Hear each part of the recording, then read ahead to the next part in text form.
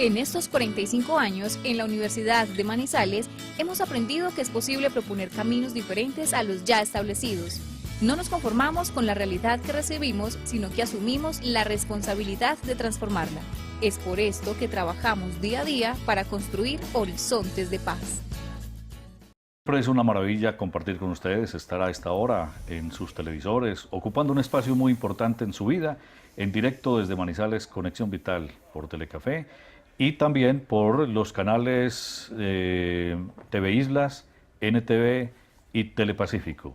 Muchos otros canales locales que en diferentes poblaciones, especialmente de la geografía caldense, sintonizan nuestro programa, lo retransmiten y tenemos una audiencia que suma permanentemente. Y es una audiencia que cada vez está aprendiendo más sobre temas de salud, cada vez más aprendemos sobre el comportamiento de nuestro cuerpo, las reacciones que hay cuando tomamos ciertos medicamentos o cuando consumimos ciertos productos, así sea alimentos, y realmente nos pueden beneficiar o nos pueden deteriorar la salud.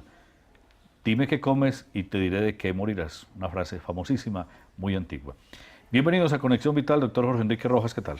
Muchas gracias, Iván, y a todos ustedes mil gracias por estar con nosotros en este espacio. Recuerden que este no es un programa de medicina alternativa ni de naturismo, tampoco es un programa de telemercadeo. Nosotros nos hemos unido muchísimos médicos en todas las especialidades para tratar de hacer educación y prevención en salud, para contarles a ustedes lo que vemos a diario en nuestra consulta, para resumir lo que está en nuestro libro, las 100 enfermedades más frecuentes, y para alertarlos a ustedes del peligro de la automedicación, la necesidad de la consulta médica y de los apoyos diagnósticos. Eso es Conexión Vital. Para mí hoy es motivo de mucha alegría compartir con mi sobrina, que lleva ejerciendo la medicina muchos años en Estados Unidos y ahora también nos acompaña en nuestros parques de la salud. Ha sido una persona con una formación ortodoxa muy amplia y ha tenido como esa afinidad por la parte de la medicina interna, pero que está en toda esa búsqueda de ayudas y terapias complementarias en los pacientes. Ella es Carolina Restrepo Rojas y la verdad es que quisiera cada vez compartir tanto estos programas con más y más profesionales que quieran hacer educación en este espacio. Sobrina, muchas gracias por estar con nosotros y bienvenida a Conexión Vital. Buenas noches, gracias por invitarme al programa. Muy contenta de estar acá. Hoy vamos a hablar de las enfermedades tiroideas y de todas las preguntas que ustedes tengan. Okay. Pero igual que la doctora Carolina nos va a hablar de la tiroides, el exceso o la falta, ¿no es cierto? Cuando hay hipertiroidismo, cuando hay hipotiroidismo. Yo creo que aquí hay algo que nosotros no comprendemos, no terminamos de entender. Inclusive hay muchas personas que sienten muchos síntomas que pueden estar derivados de algún desorden en su glándula tiroides, pero no asimilamos realmente bien si es por exceso o por falta. ¿Por qué no empezamos, doctora Carolina, hablando de cuándo se presenta un hipotiroidismo, cuándo se presenta un hipertiroidismo y sobre todo los síntomas asociados a una y a la otra? Bueno, pues acá al mismo tiempo vamos a pasar unas diapositivas que van a mostrar unas imágenes de las manifestaciones clínicas de la enfermedad. Primero quiero hablar del hipertiroidismo. El hipertiroidismo es una enfermedad que está asociada con un aumento en todas las funciones vitales. Entonces, usualmente esta enfermedad es una enfermedad endocrinológica que está asociada a una respuesta autoinmune que compromete la glándula de la tiroides. En algunos casos afecta a otros órganos, además de la tiroides, como los ojos y también la piel. En este caso, por ejemplo, la enfermedad de Graves, que es un hipertiroidismo, el cual está definido como un exceso en la producción de la TSH, que es la hormona estimulante de la tiroides, que presenta además pues estos síntomas. En este caso presenta taquicardia, sudoración, palpitaciones, diarrea. También presenta otro tipo de anormalidades, por ejemplo, exaltación en los ojos, una mirada como de asustada, nerviosismo, ansiedad. En algunos pacientes pues presentan un tipo de manifestaciones dermatológicas, especialmente a nivel de los pies, como en los tobillos, que muestra como un tipo de piel pues muy seca y demasiado gruesa. También ahí tenemos otro tipo de síntomas que es, por ejemplo, diarrea, algunos presentan arritmias. Este tipo de arritmias pueden ser una taquicardia supraventricular o una taquicardia sinusal, algunos presentan una fibrilación auricular. La menstruación. También algunos presentan alteraciones en la menstruación, amenorreas y mucho tipo de pues como un trastorno totalmente endocrino que va afectando varios tipos de órganos.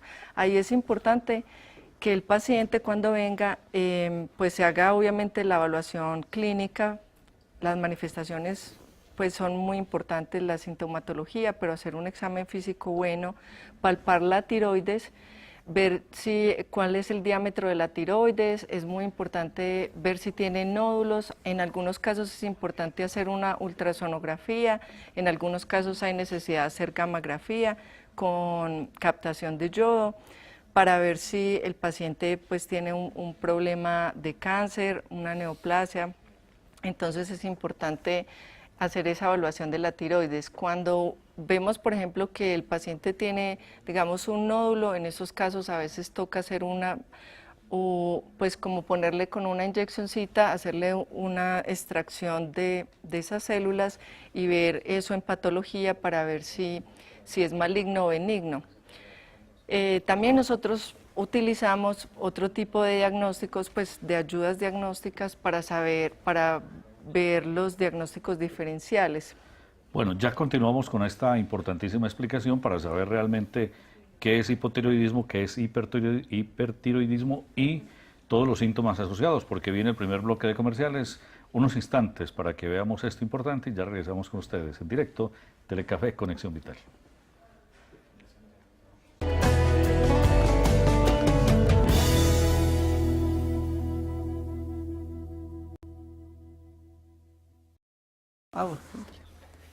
Bueno, vamos a continuar con la doctora Carolina Restrepo Rojas a propósito de estos temas de la tiroides. Aunque vamos también a preguntarle al doctor Jorge Enrique Rojas y a la misma doctora Carolina otros temas de medicina que ustedes están haciendo, que ustedes están preguntando aquí por el Facebook Live, pues nos interesa de momento, y si ustedes tienen problemas de tiroides, bien sea hipo o hiper, pues que utilicen este medio para que puedan hacer sus correspondientes preguntas. Continuemos, doctora Carolina. Bueno, en los exámenes de laboratorio es importante hacer la TSH, la T4, la T3 libre y también en algunos casos donde uno piensa que es de origen autoinmune es importante hacer los antígenos antitiroglobulina y antiperoxidasa. En los pacientes con claro, mira, acá digamos, por ejemplo, tenemos en los laboratorios cómo es una TSH normal, cómo es una T4, una T3. En el caso del hipertiroidismo, por ejemplo, la TSH va a estar muy disminuida. En cambio, en el hipotiroidismo vamos a tener un aumento marcado de la TSH y mayor de 4. Pero cuando es hipertiroidismo, entonces es menor de 1. Entonces es muy importante hacer pues primero saber si es hipo o hipertiroidismo. Usualmente el hipotiroidismo va a dar todos los síntomas contrarios, o sea, depresión, disminución de la frecuencia cardíaca, disminución de la frecuencia respiratoria, va a hacer que, por ejemplo, el peristaltismo esté disminuido en el hipotiroidismo. En cambio, en el hipertiroidismo todo está aumentado. Entonces aquí están los diagnósticos diferenciales, tenemos por ejemplo la enfermedad de Hashimoto, que también es otra enfermedad de la tiroides autoinmune, pero en esta hay una gran relación con, por ejemplo, algunas bacterias dentro del colon. Entonces, por ejemplo, ahí toca hacer test para Yersinia, para otro tipo de infecciones, por ejemplo, el Helicobacter pylori, y otro tipo de enfermedades intestinales. Doctora Carolina, déme un momentico porque hay muchas preguntas ya por Facebook Live. También para no ser descortés, hay una pregunta por la línea gratis 018-127-222. Ojalá esta pregunta sea sobre el tema. Paramos la línea gratis y continuamos más bien haciendo las preguntas que llegan por Facebook porque hay muchas. Jaime, en Armenia, bienvenido. Jaime. Enrique, para usted, don Iván, y un saludo especial para la doctora Carolina. Muchas gracias. La inquietud mía es, hace más o menos 6, 7 años me detectaron tiroides. De pronto como una tosecita, de pronto una desgarradera. ¿En qué momento el especialista le detecta a uno que tenga cáncer? Y ¿en qué días el doctor Rojas está en la pradera para ir a hacer una consultica con él? Y muchas gracias y feliz noche y los felicito por tan maravilloso programa. Gracias, A usted Jaime. muchas gracias. Doctora Carolina. ¿Empiezas? Sí, bueno, ahí para saber si hay cáncer o no, lo más importante es si, por ejemplo, el paciente presenta pues sudoración nocturna, pues los síntomas B, pues que es más que todo pérdida de peso, que sea más de 10 kilos en los últimos meses, por ejemplo en un mes, una pérdida progresiva de peso con sudoración nocturna y digamos, pues Anemia. síntomas, anemia. Pero en el caso de que él habla de la tiroides, Carolina, hay que confirmar todos esos signos clínicos que acaba de decir mi sobrina, y es los exámenes que ella mencionaba ahora. Y cuando ustedes se sientan algo, no esperen el milagrito. Estas bolas no desaparecen porque sí, o con saliva en ayunas, no. Hay que hacer lo que ella decía, una biopsia, una gamografía. Hay que hacer exámenes, porque es la única manera de uno, digamos, confirmar el diagnóstico. Porque lo dice, oiga, ¿uno cómo hace pasar y tiene cáncer? Pues no ha de faltar quien le diga, sí, usted posiblemente tenga un cáncer clínicamente, pero no. Los exámenes de laboratorio es lo más importante que todos ustedes se deben de hacer. Y mire, yo no sé si cuando usted dice tenía como una tosecita y un malestar, si fue lo que los llevaron a estudiar lo de la tiroides. Porque es que los síntomas pueden ser tanto, mire, ella acaba de hablar de todo el cuerpo humano. Y estábamos hablando, título, tiroides, pero habló de menstruación, habló del intestino, habló de la orina, habló de la presión arterial, habló del peso, habló de depresión, de tristeza, irritabilidad, de ansiedad, de 1000 cosas. Tiroides. Entonces la gente va y se toma una pastica porque es que se me cae el pelo. Sí. Y entonces son muchas cosas que hay que estudiar más allá de esto. Permítame, yo hago esta pregunta de Chela Rodríguez. Dice, quisiera saber consejos después de un vaciado de tiroides por cáncer. Bueno, el vaciamiento ganglionar es muy frecuente. ¿Qué es el vaciamiento? Expliquémosle qué es. Bueno, en algunos casos los pacientes les hacen, por ejemplo, una tiroidectomía parcial o total.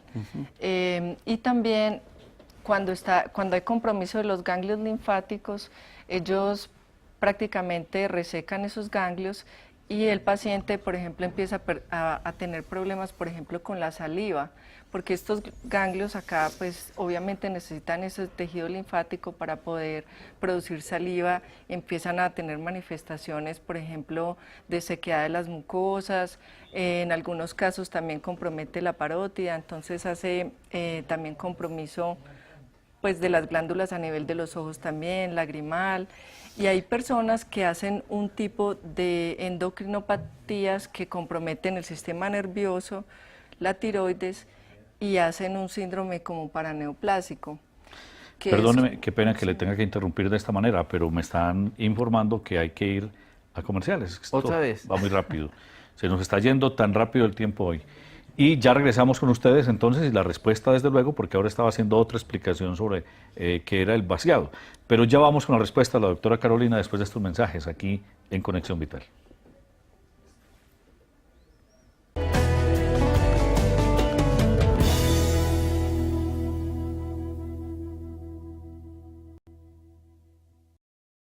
Doctora Carolina, la pregunta de Chela se la repito si quiere.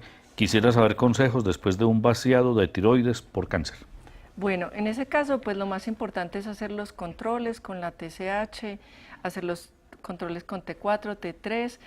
Obviamente la linfangiografía toca hacerla para ver cómo va la otra parte, porque usualmente cuando eso pasa, en el otro lado empieza a hacerse como una proliferación de linfáticos alrededor para suplir esa parte que no está pues ahí.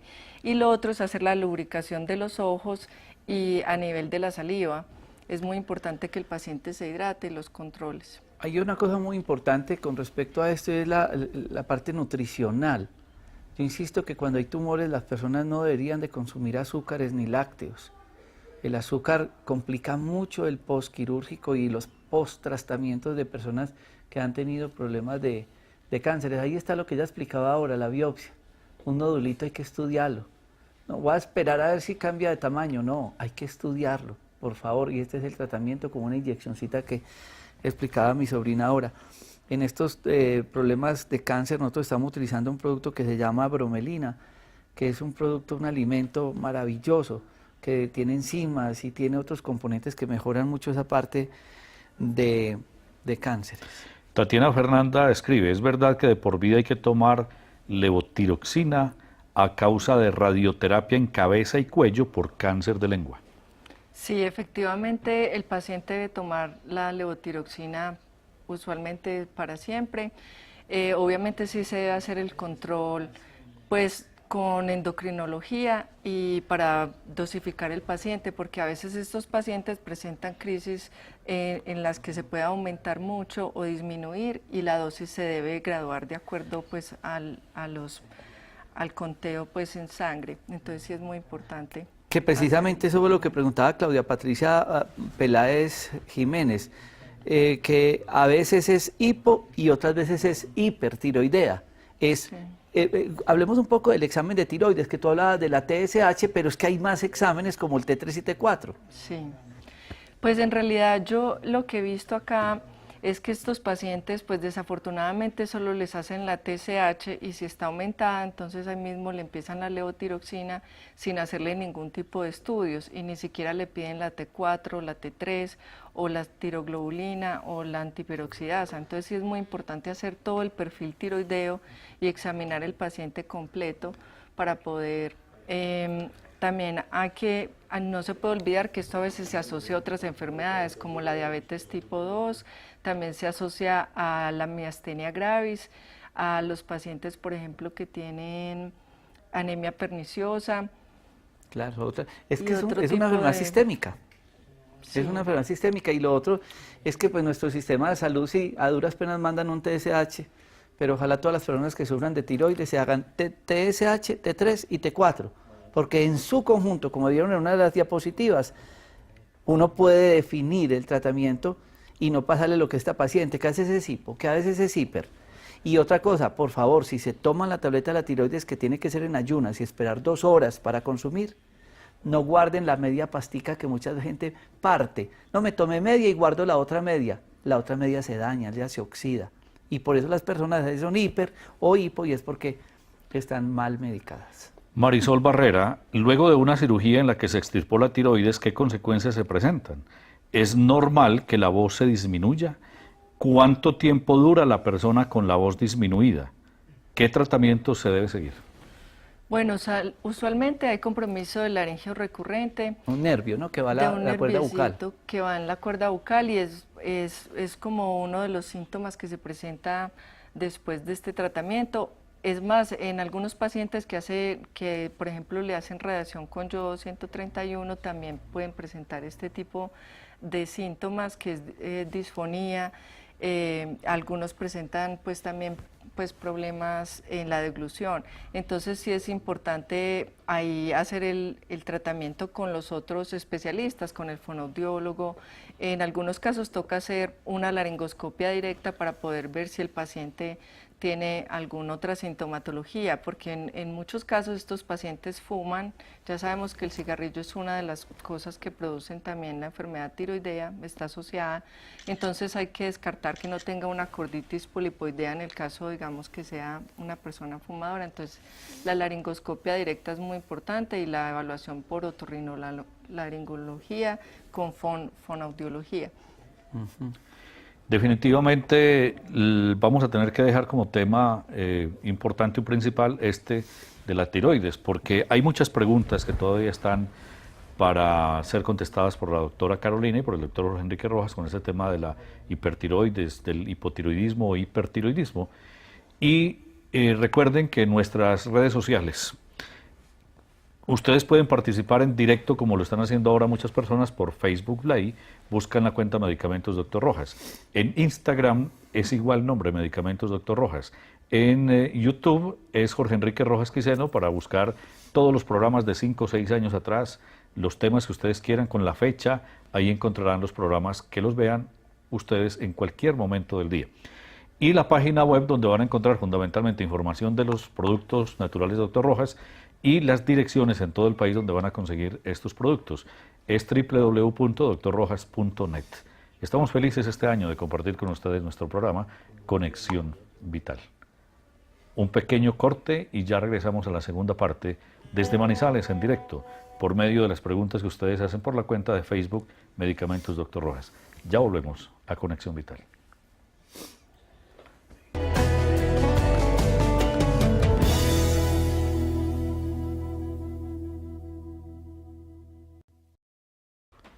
Hay una cosa muy importante con el tema de la tiroides, como dice Iván, pues si vamos a seguir hablando de tiroides, realmente uno habla de tiroides, pero la enfermedad es sistémica. Y es lo que nosotros queremos hoy alertar. Toda esa lista que se le cae el pelo, que está muy ansiosa, que está irritable, que la menstruación se le alteró, que las deposiciones se le alteraron, que el pelo, que la piel, tantas cosas que suceden detrás de un órgano. Nunca se me olvida de una vez que hablaba con el oncólogo Gilberto Campo, gran amigo que ha estado en este programa muchas veces, y él decía: Jorge, una vez yo empecé con problemas de hipertensión arterial, y yo empecé a buscarme pues, de dónde hice hipertensión, y encontré que mi problema era la tiroides. Y claro, me dedicó la tiroides y mejora la hipertensión, porque tú decías ahora que taquicardia, que la presión se altera, y ahí es donde vamos, que ¿por qué muchas personas, Carolina, no responden a una enfermedad porque le tratan esa enfermedad, pero no han buscado el origen, que es todo ese problema sistémico? Por ejemplo, los ojos. Muchas personas refieren, y tú decías: tío, hablemos de los ojos, ahora que vamos a hablar de la tiroides. ¿Qué es lo que pasa con los ojos en la persona hipertiroidea? ¿Qué pasa?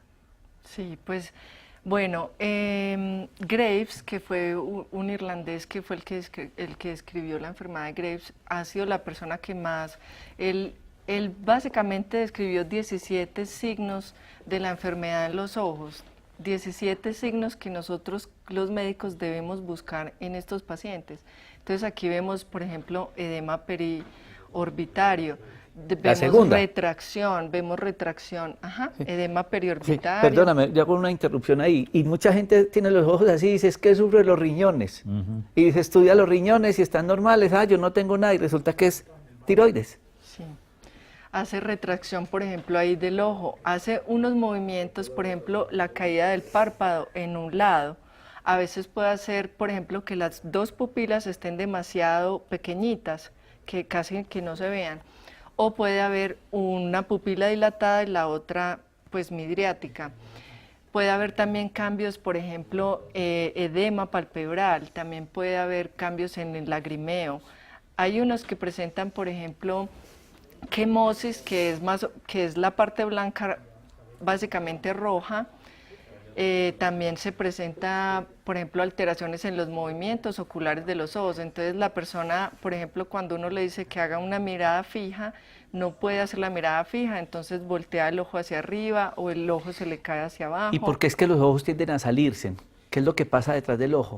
Sí, entonces lo que pasa es que la inmunoglobulina, una de las inmunoglobulinas, la M, va y ataca el ojo y crea anticuerpos a nivel orbitario, Sí. Y a veces se mete dentro del nervio óptico. Entonces estos pacientes a veces pueden tener diplopia o pueden tener, por ejemplo, como vemos ahí, pues cambios en la visión borrosa. En algunos de estos casos, lo más importante es la evaluación. Entonces esta no puede ser por un endocrinólogo ni un médico general, tiene que ser un oftalmólogo acompañado con el endocrinólogo.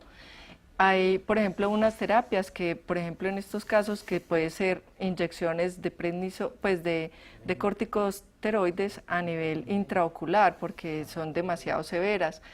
Digamos, aquí es muy importante hacer un TAC de la órbita para ver que no haya compromiso del nervio óptico. Es muy importante también hacer una resonancia de la órbita.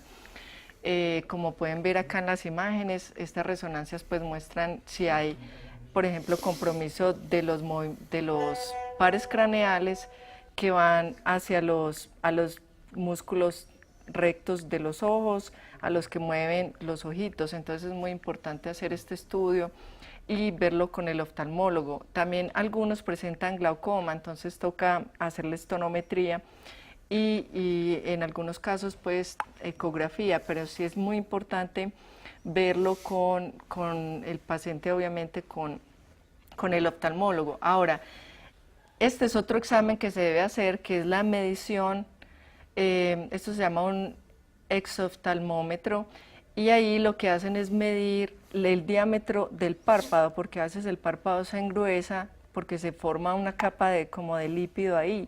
Entonces es muy importante medir eso y medir si las pupilas van a cuántos diámetros desde la pupila hacia como el ángulo del ojo. Es muy importante hacer estas medidas para poder saber en qué grado tienen la enfermedad tiroidea. Hay muchas Ahora, preguntas. en Sí. los tratamientos, ya sabemos que los tratamientos, pues en unos casos ponen, por ejemplo, yodo radioactivo, en otros casos utilizan propiltiouracilo, en otros casos metimazol, en otros casos el propanolol también es muy importante porque baja la frecuencia cardíaca y también pues ayuda a que la arritmia se controle. En las personas que toman amidagrona, a veces la amidagrona también produce un hipertiroidismo, entonces si la amidagrona es la causante, a veces toca disminuirle pues esa medicina. Hay otras personas que también les da esta enfermedad por hacerse, por ejemplo, tratamientos para adelgazar, como por ejemplo mesoterapias y eso, entonces también es importante buscar en la historia clínica del paciente. Acá, por ejemplo, tenemos los datos de laboratorio, usualmente pues con la gamografía. Si digamos ustedes son pacientes tiroideos, si tienen estos exámenes, cuando vayan donde el médico lleven toda en una carpetica todos los exámenes que les han hecho, porque es muy importante. Voy con preguntas. Me hicieron extracción total de la tiroides, así como de 5 nódulos. Uno de ellos salió con carcinoma. ¿Cuál es el siguiente procedimiento a seguir? La yododización, ¿a qué conlleva? Antes de que tú respondas, yo quiero decir una cosa, mira. Entonces, la gente dice, sí, el cáncer está en la tiroides, pero ya varios nos han preguntado sobre el vaciamiento ganglionar, porque encontraron el cáncer en la tiroides, hay que mirar cómo están esos ganglios, que es la pregunta que acaba de hacer Iván. Uno de esos ganglios salió positivo, se salió el cáncer de la tiroides. ¿Qué hacer en esos casos? Tú explicabas muy bien ahora el vaciamiento ganglionar, pero toda esa parte clínica del estudio que hay que hacer con el paciente con cáncer, el seguimiento de la tiroides, pero también de los ganglios. Sí, pues es muy importante ver todo el componente, o sea, digamos si el cuello toca hacerle un análisis completo, porque nosotros tuvimos un caso en el cual vimos que también, por ejemplo, la carótida estaba involucrada. Claro. Entonces es muy importante los músculos. ver la parte vascular y los músculos y ver cuál es el compromiso global del paciente. Es muy importante. Listo. Vamos a esta otra sección de comerciales. En unos instantes volvemos después de escuchar estos mensajes muy importantes aquí en Conexión Vital.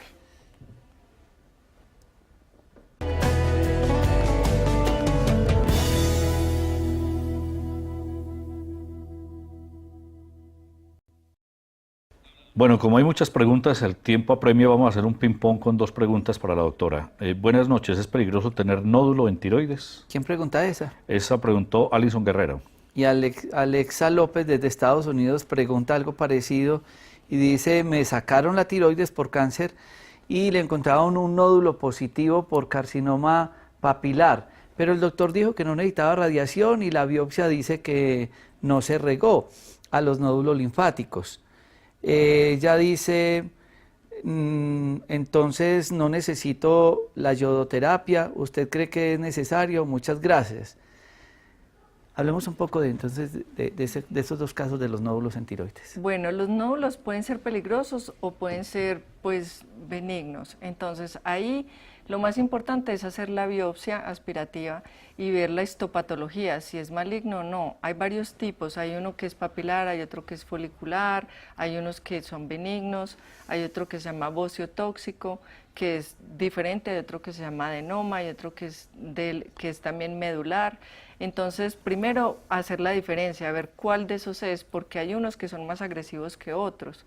Entonces, la prueba histopatológica es muy importante para saber qué tan peligroso es o si es benigno o maligno. Entonces, esa parte pues es muy importante con el patólogo. Aquí me preguntan internamente la yodoterapia, pero yo creo que eso más adelantico, antes de cerrar el programa, de las terapias que se puedan hacer, ¿no es cierto? Sí. Hago la siguiente. La de Fanny Zúñiga. Viviana Ramírez dice Sí. que tiene hipotiroidismo, está en embarazo, ¿en qué puede afectar al bebé? A ella después del embarazo también, sabiendo que antes no tenía. Bueno, eso es muy importante. Primero que todo, en las embarazadas se altera todo, la glucogenólisis, o sea, la formación de glucosa, se altera también la TSH, se altera toda la parte endocrinológica. Los estrógenos juegan un papel muy importante pues en el cambio de la TSH. Entonces, por ejemplo, si una persona tiene aumentado mucho los estrógenos, puede cambiarle la hormona estimulante de la tiroides. En estos casos de la embarazadita es importante hacerle el seguimiento de la TSH, T4, T3, todo, pero también hay que hacérselo al bebé cuando nace para ver que el bebé no tenga un hipotiroidismo congénito, una acromegalia, o un defecto congénito, porque eso también se puede pues, transmitir en algunos casos. Entonces toca hacerle la prueba de TSH, T4, T3, todo al niño también. Fanny Zúñiga, escribo desde Popayán, quisiera saber qué procedimiento se debe seguir con el siguiente resultado de un examen de tiroides en una persona que tiene 31 años. Tiroxina libre, T4L 0.844 y hormona estimulante de la tiroides ultrasensible TSH 5670. ¿Está bien leído así? 5.6. O 5.6. Muchas gracias por su información. Bueno, ahí la TSH está un poquito aumentada, lo normal es hasta 4. Hay gente que en esos casos repite la prueba y le hace el seguimiento, un controlcito, a ver si de verdad la tiene aumentada, porque está como en el borde, está como 4.8 a 5, sí. Es casi que... Y tiene la T4 libre en punto 8, que está también en un límite. Mire, yo quiero decir unas cosas, y por qué le dice a Iván que me hiciera esta pregunta también, porque hay muchas personas que tratan los exámenes de laboratorio, y hay que tratar es al paciente. Como uno dice, depende también las manifestaciones clínicas, porque si está salidita del rango, entonces ahí es donde uno dice la historia clínica, todo lo que decía mi sobrina ahora, ¿será que tiene todos esos síntomas? ¿O será que no siente nada y el examen fue porque se lo quisieron hacer? Entonces no es tratar el examen de laboratorio, es que hay detrás de todo en el caso de Fanny Zúñiga, para uno definir, ¿será que le toque mandar algo? O buscarle otras cosas, porque como decía también ella es una enfermedad sistémica. Iván. Hay una pregunta, pues, de lo cual usted habla mucho aquí sobre la alimentación. Es de Milena Moreno. Yo sufro de tiroides. ¿Cuáles alimentos puedo consumir y cuáles no? Desde Pitalito, Huila. Yo estaba ahora revisando el libro de cómo hacer de la cocina una farmacia, que viene una nueva edición ampliada, y uno de los encabezados que tenía era, nada es veneno, todo depende de la dosis. Que es que el diabético no puede mirar tal cosa, que es que el hipotiroideo o el paciente con tiroides no puede ver el rábano, no puede mirar las verdes oscuras vegetales, depende de la cantidad. Es saber combinar los alimentos, que es que hay gente que toma rábano con tomate de árbol en jugo para bajar de peso y berenjena, sí, eso baja de peso, pero le puede afectar la tiroides. Pero depende qué cantidad, que es lo que pasa con el rábano, o con la espirulina y otras. Entonces, o la misma moringa le han satanizado con eso, pero es la cantidad que la gente pueda tomar. Realmente es no excederse en la cantidad. Bueno, es que me pusieron a buscar y una, el pero... selenio también es muy bueno en la parte nutricional. Buenísimo eso que está diciendo Carolina. 200 miligramos. El selenio es un oligoelemento que ayuda mucho a la tiroides, que en el caso nuestro lo tiene un producto que se llama Multiforti, pero también lo tiene el ajo. En otro producto que se llama ajo perejil o el ajo como tal tiene selenio, pero le ayuda muchísimo a la tiroides. Bueno. ¿Tiene que ver con el dormir, con la alteración del sueño, también tener hipertiroidismo? Buenísima o esa pregunta, buenísima la parte del sueño y la tiroides. Sí, eso también se ve alterado.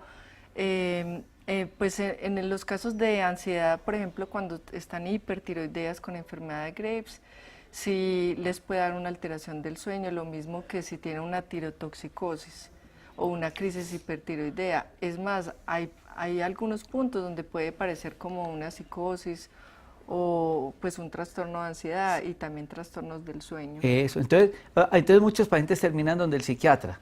Y los psiquiatras me dicen, Jorge, claro, no le mandaron el examen de tiroides, y era la tiroides, no era de psiquiatría, era del endocrinólogo. Por eso que está diciendo Carolina, es cuando ustedes tengan problemas del sueño, problemas emocionales, problemas del comportamiento, examen de tiroides. Quiero hacer esta, perdóneme, Luis Uriel González dice, no tengo tiroides, ¿debo de tomar tiroxina el resto de la vida? Sí, si se la quitaron, hay que darle lo que ésta ya no produce. Hay que tomar la tiroxina. Y no hay una cosa natural que la reemplace. Porque esa es una pregunta que haces mucho. Creo que alguien alguien preguntó que si había algo natural. No, lo que dice mi sobrina, sí, que es el selenio, que el ajo perejil, que el ajonjolí, la vitamina D, todo eso es importante. Pero eso no reemplaza la pepita de levotiroxina. ¿Y de esto es verdad que la levotiroxina genérica daña los huesos? Por lo mismo es mejor comprar pastillas de marca, pregunta Ana Cecilia Rey. Bueno, ahí nos ponen en un parangón porque yo cada vez trato de que la gente sí tome algo más de marca porque hemos visto muchos problemas con los genéricos. Y lo que decía Carolina, mi sobrina, y es los controles. ¿Será que sí la dosis es? ¿Por qué no me serviría esta? Si yo tomaba otras como Sintroid, Eutirox o otras de marca y me cambiaron por esta no me sirvió, ¿qué sirve lo que pasó? Y entonces ahí es donde hay que individualizar al paciente. Pero en eso hay que tener mucho cuidado y vuelvo y repito, no guarden la pastica que partieron, compre que hay de muchas presentaciones de microgramos, de 25, de 50, de 88, de 75, de todas las presentaciones, uno va cuadrando de acuerdo a esos exámenes de laboratorio que ella decía ahora, el tratamiento. Bueno, aquí hablan de la prednisolona que ya son para los problemas tal vez de los ojos y demás. Sí. Pero escuchen esta de Marta Liliana Jaramillo. A mi hija de 14 años le diagnosticaron cáncer de tiroides con metástasis en los ganglios. ¿Es normal a esa edad? De tiroides de 14. Y yo sí quiero empezar con esa. Sí, está muy joven. Es que yo porque insisto, es que la enfermedad ya no tiene edad. Señora, es que ese dolor de sus rodillas es por la edad. Una rodilla y la otra, ¿por qué no si tiene la misma edad? Es que el cáncer es de adultos. 14 años tiene la niña. Y con metástasis. Sí. Las radiaciones, el wifi, el estrés, la mala alimentación, tantas cosas están presentando enfermedades en personas de jóvenes, 14 años, Carolina, 14 y con un cáncer, con metástasis, léanosla. 14 años con metástasis. Le diagnosticaron cáncer de tiroides con metástasis en los ganglios. Y hay que tipificarlo, como decía ella ahora. ¿Qué tipo de cáncer será? ¿Será papilar? ¿Será qué tipo de cáncer para definir el tratamiento? Sí. Pero ¿por qué una persona tan joven de verdad puede estar, además de lo que yo decía, tener un cáncer de tiroides? Sí. Pues a eso se ha asociado muchas cosas, pues la parte hormonal, la parte genética, la parte autoinmune. Sabemos que es más frecuente en mujeres que en hombres en una relación de 8:1 y sabemos que usualmente se presenta más entre los 40 y los 50 años, pero este caso es un caso especial. Se acabó el tiempo. Se acabó. Y quedaron faltando los tratamientos, lo de yodoterapia que han preguntado muchísimo. Pero el tiempo se nos esfumó. Doctora Carolina, ¿usted va a permanecer en Colombia mucho tiempo? Sí, ojalá que sí. Yo respondo por ella. La tiré al agua. No la vamos a dejar ir para Estados Unidos otra vez. Se queda con nosotros en el Parque de la Salud. De Texas, Estados Unidos, a los Parques de la Salud del doctor Jorge Enrique Rojas con su tío en Dos Quebradas y en Manizales. Llegamos al final. Muchas gracias, doctora Carolina. Gracias a ustedes por invitarme. Yo feliz de estar acá con ustedes hoy. Ahora sí, el rojo se le va un poquito, ¿oye? Se puso roja. Ana, bueno, médico, felicidades. Gracias, Iván. Ana Irma, sí, puede afectar simpático, parasimpático. Como ya decía, la tiroides es una enfermedad sistémica. Hasta Muchas luego. gracias. Felicidades para todos. Bendiciones. Muchas gracias. Hasta Namaste. luego.